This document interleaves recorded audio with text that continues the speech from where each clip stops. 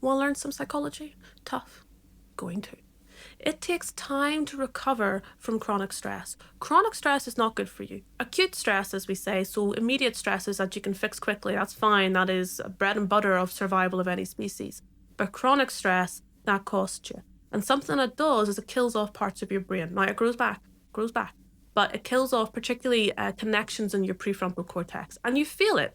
Your prefrontal cortex does all the more complicated stuff. It does the more long-term stuff. It does the future thinking. It does planning. It does complex decision-making. It's kind of nifty and kind of handy for living in the world.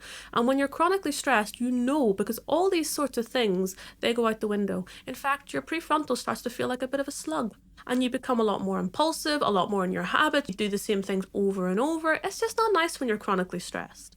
Now, when chronic stress, when that stressor ends, often to do with safety, either relational, environmental, psychological safety, something that was previously feeling threatening is now feeling safe. Safety allows your prefrontal to start rebuilding, but it does take a wee bit of time. And it's important to know that because this is a trust the process kind of thing. When you're stressed, you have a preference biologically for immediate things that make you feel good. That's why people eat junk food and they forgo the gym. They eat a pizza instead of a salad. It feels nicer. Because it feels nice, your brain goes, well, that was great. I felt nice for a little second there. That is where you're prioritizing when you're stressed. It's just a biological thing we do for obvious reasons because you got to survive the here and now. Don't be thinking about 5 years from now whenever today is stressful. When you are recovering from chronic stress, it is a trust the process kind of thing, and this is where you engage in the art of looking after yourself. Even if you're not fully feeling the benefit of looking after yourself, you do the things that are generally good for you because you're trusting the process.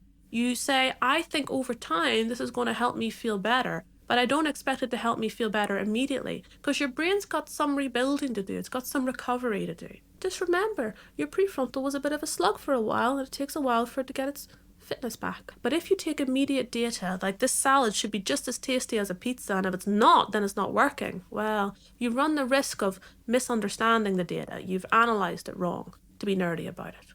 Because let's face it, salads are nice mentally, but pizza does taste pretty good. Just something to think about. Okay.